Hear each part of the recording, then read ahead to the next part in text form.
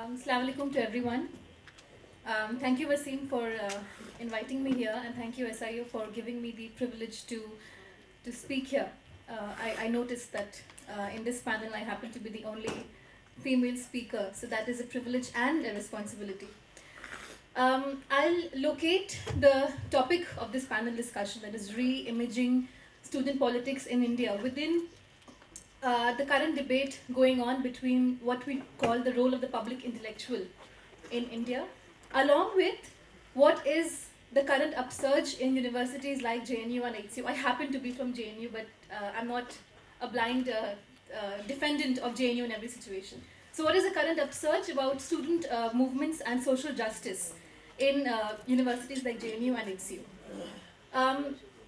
In 2014, in one of the very elite debating clubs of Delhi, there was this very interesting debate, interesting but elite, again, a debate among elites, really, among Muslim and Hindu elites, about the role of the public intellectual. It was begun by Professor Romila Thapar, and she said that the role of the public intellectual in India is to question.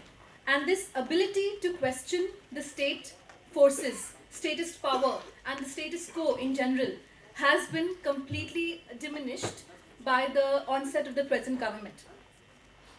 Unfortunately, Romila Thapar was making a rather crude appeal to traditional forces within Hinduism. She said that we need to go back to traditional notions of knowledge in ancient India, where the Charvak tradition and the atheistic tradition within Hinduism supported questioning and supported dissent and debate. Thankfully, there were voices against Romila Thapar who said that this celebratory history of ancient India must be debunked. And if we need to talk about the role of the public intellectual in India, we need to imagine something beyond ancient India and beyond the Charvak tradition of Hinduism. Coming to the rise of anti-intellectualism in India after 2014, there were some articles. There have been some arguments who said that the public intellectual culture which has declined is not the intellectual as such. It is not the undifferentiated intellectual. It is the left liberal intellectual culture which has declined. And what has risen in place of it is the liberal right intellectual tradition in India after the coming of Modi. And if you look at this dichotomy between the liberal left and the liberal right, the dichotomy is not new. It's not that after 2014 the liberal right has arisen. Its antecedents go back to at least the Congress times, when the Swatantra Party and even within the Congress there were right-wing, right-leaning individuals like C. Rajagopalachari, like Vallabhbhai Patel, like Rajendra Prasad. So there have been people who have said that after 2014 the culture of liberal left intellectualism has rightfully declined. It should decline, and the liberal right should be restored to its rightful place in intellectual history and culture in India. Now, where do we locate students coming from Muslim, OBC, SC, ST backgrounds within the liberal left and the liberal right? Because as we know, student politics, after all, is politics of, by students. Not for students, because we debate about the country as well. We just don't debate about the university campus. But we have to locate the student and student politics within this very fatalistic dichotomy between the liberal left and the liberal right. Because as you would all have noticed, that the Stand with JNU movement and the defense of university spaces like JNU was about defending the hegemony of one kind of elite, which is the leftist elite, against the incursions of the rightist elite, the rightist elite which provides the intellectual cover and the intellectual hegemony for very crude Brahminical forces of the RSS, the Bajrang Dal, the VHP, and the Sangh Parivar as such. So, where do we locate the student? Like I said, if we have to argue about a third way, and I wouldn't like to use alternative, thanks to Professor Ravichandran's caveat that we should not use the word alternative for this. But we have to locate a third way, beyond this dichotomy of liberal left and liberal right, because let's accept it, both are equally damaging for the prospects of students coming from these marginal backgrounds that I mentioned. So if you see the history and the way the history of these past few months and the way politics evolved in the Stand With JNU movement, it was mostly led by leftist students. And then, as I'm speaking now as the General Secretary of the only Muslim body, of one of the two Muslim bodies which exists in the University of JNU, we did try to initiate a debate about where Muslims stand within debates around nationalism, debates about freedom. Because, come to think of it, it is the Muslim as the undifferentiated persona who is decried as the anti-national. अगर आप nationalism की बात करते हैं तो मुसलमान ही उसका anti-national हो सकता है. So the national anti-national dichotomy में Muslims are the first ones who are impinged in this debate. Unfortunately, this debate was completely absent. The debate about the position of Muslim vulnerability was completely absent in JNU. So, we have to locate student politics, therefore, in three strands within this dichotomy and keeping this vulnerability of certain marginal backgrounds. I propose that students have to locate, and students who do politics and academics, because we also have to keep academics in mind, we can locate student politics, therefore, in three strands. One, of intellectualism and the intellectual as such. Secondly, of identity. Again, there is a vast explored arena of contestations over there. And thirdly, of social justice.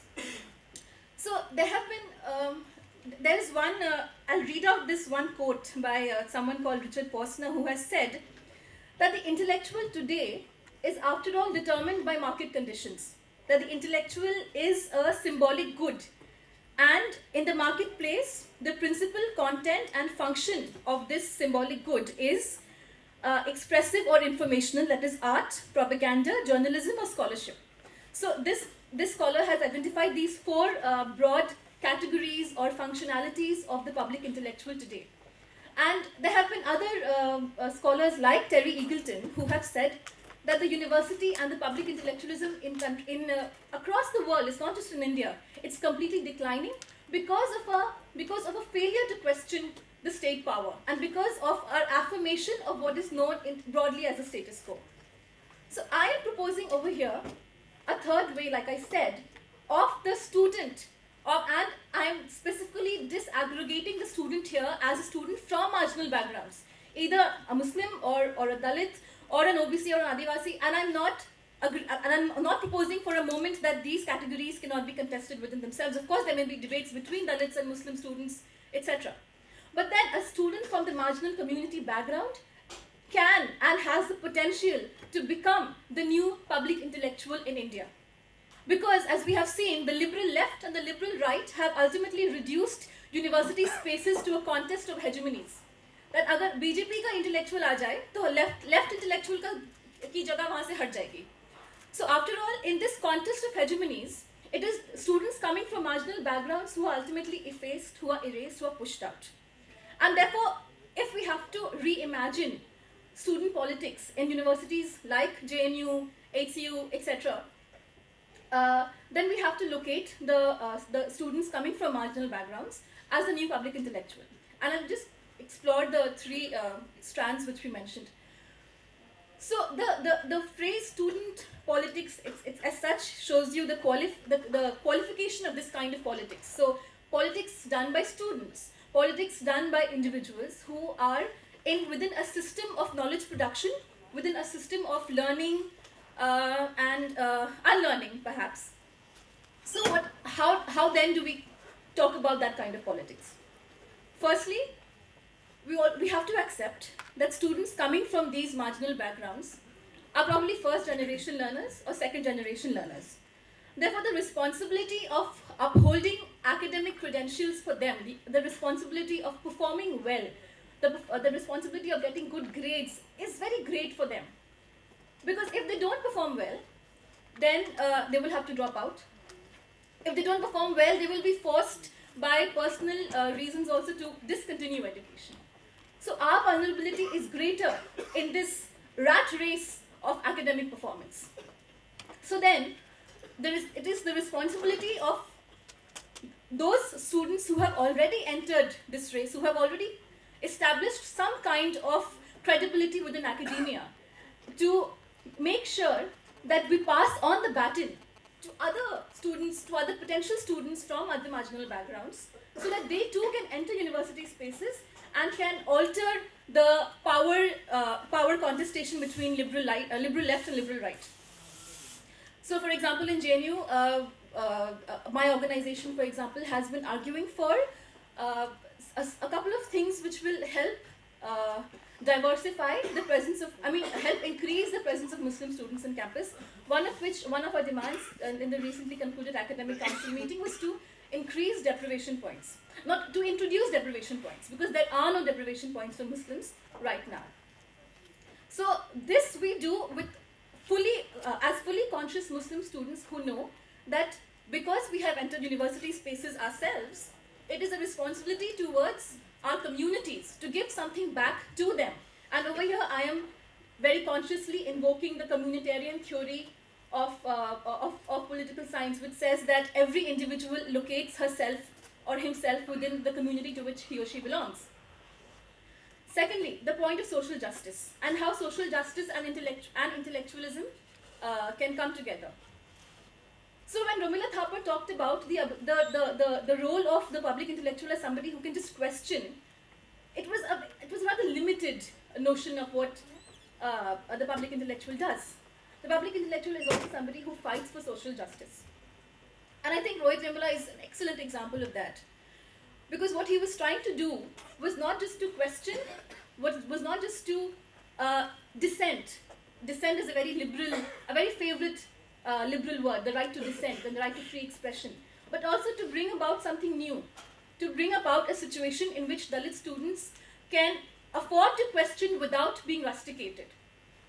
And that is a huge thing for students coming from marginal backgrounds.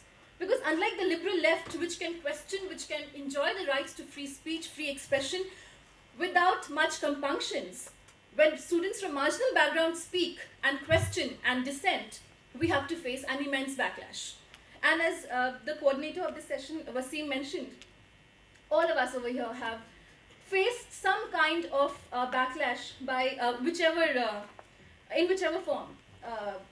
I myself, during the Janvi JNU movement, my name and Wasim's name was included in one of the Hindutva websites, and we were called the traitors of JNU who must be exposed. But that has in no way deterred all of us who are present here. And that is what I propose as the role of the public intellectual. So the intellectual has to affirm principles of social justice, not just to question the onslaught of what we like to call Hindutva fascism and Narendra Modi and the BJP government, but also to affirm principles of social justice which ultimately will benefit students from marginal backgrounds whose presence in university spaces is abysmal. It's almost negligible. I mean, the presence of Muslim students, for example, in a campus like JNU, with all its idioms of democracy and diversity, it's less than 8%. And the least presence is in schools of social science. So when we talk about humanities as a discipline which enriches a university, when Terry Eagleton says that with the death of humanities, the death of the university will also take place, where is the Muslim? Where is the Muslim student? Where is the Dalit student within social science? All that we are reduced to is an object of research, as an object of ethnography, of anthropology. But we cannot be subjects. We cannot be authors of that ethnography. So to change this, student politics has to imagine itself not just as an intellectual, but also as a harbinger of social justice. My third strand of student politics as intellectuals is that of identity. After the Rohit Vemula movement, when it started, not after, during the Rohit Vemula movement, Professor Gopal Guru had given a lecture in JNU which had a lot of very pithy points. So he was quoting Rohit's suicide letter, in which he wrote that a man is, after all, reduced to his immediate identity. And Professor Gopal Guru said that for every individual, the right to be not reduced to his or her identity is crucial. So I should have the right to not be called just a Muslim. I should have the right to not be reduced to very commonly available stereotypes of Muslims which circulate in academic spaces. But Professor Gopal Guru did not say the other side, the right to claim one's identity. And when I say that, I mean that just as I have the right to not be called a Muslim, I also have the right to actually call myself and affirm that yes, I'm a Muslim. And to do that within student politics is extremely difficult, because the moment we identify ourselves, even if we do not have a properly pronounced ideology, YWJ does not have a neatly spelled out ideology yet, because we are a new organization. But the moment we call ourselves as a student body comprising Muslims, we are looked at with suspicion. We are not given permission to stage events, and if we do hold events without permission, then we have to face the backlash for that. We have to face the intimidation of the university authorities. So student politics has to assert its claim to identity. But that itself will open a whole Pandora's box of what exactly identity means, and whether identity is a homogeneous category, or whether we have to disaggregate identity. I'll just propose one thing here, that recently everyone was aware of the debates, of the very nasty debates going on around Bakrid. That one thing about the Rashtriya Muslim Manch of the RSS, that you cut a goat-shaped cake, a goat-shaped cake as the substitute for Qurbani. Secondly, in Dhaka, pictures were flowing in on social media of streets flowing with blood. So over here, we hardly have festivals, right? Muslims have probably just Eid and Bakrid, and I'm talking about the right to observe one's festival as a right to one's culture, which every community has, which even the Constitution guarantees in cultural and educational rights, and in the right to freedom of religion in the Chapter on Fundamental Rights. So when I am being denied the right to Qurbani, when I am being denied the right to practice my religious idioms, my right is being violated. So because the RSS is taking away my right from me, I become extremely defensive, and it's of course a very emotional thing for minorities especially, that when your right is taken away, you will very emotively defend that right, you will claim that right. So that you are claiming the identity that you have, like I said in the beginning, the right to claim your identity. But then what? Is the right to claim that identity by yourself the only thing that matters? Like I said, identity itself is a very homogeneous category which is constructed, as Abdul Bhai had said, that it's constructed in very homogeneous and stereotypical terms. But within those identities, there are so many permutations and so many combinations. During Bakrid, we don't talk about lower caste Muslims. We don't talk about their rights to livelihood. We don't talk about the rights of Kasais and the rights of Kasais and Qurayshis to a decent livelihood, because it is they who make Bakrid possible, really. We don't talk about those scavengers who clean.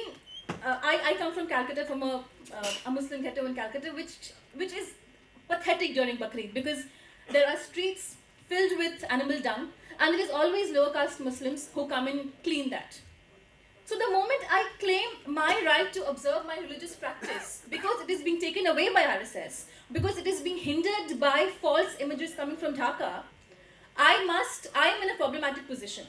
The moment I am being defensive of my identity, I am packing all those identities of caste, etc., into a neatly categorized whole. And that is what fascism does to us. It prevents our critical thinking. It prevents us from seeing identity in critical terms. And if student politics has to reclaim its identity, like I said, if we have to claim for ourselves that yes, I have the right to organize Muslim politics within JNU, apart from left politics, I also have the responsibility to unpack that identity and see all the identities of all these small identities of the lower caste Muslim, of the lower class Muslim, of so many things which are packed within that neat category of the Muslim. And that is what student politics should do, and not just a defensive pose against the onslaught of fascism. So my time is over. I'll just wrap up by saying that it's the public intellectual as it exists today is in a neat badminton match between the left liberal and the right liberal. And if we need to finish that badminton match and we ask them to get lost and go home, we have to emerge and as students we have to emerge from our backgrounds, and we have to make sure that apart from the rights that we demand, we also have to make that personal effort. We also have to make that personal effort of तालीम कुरान में एक बहुत अहम दिया जाता है कुरान में तालीम को. We have to make sure that तालीम becomes an individual pursuit, so that we can enter that dichotomous relationship between the left liberal and the right liberal, and end that contest of hegemonies, and make sure that we too find our place in the sun. Thank you.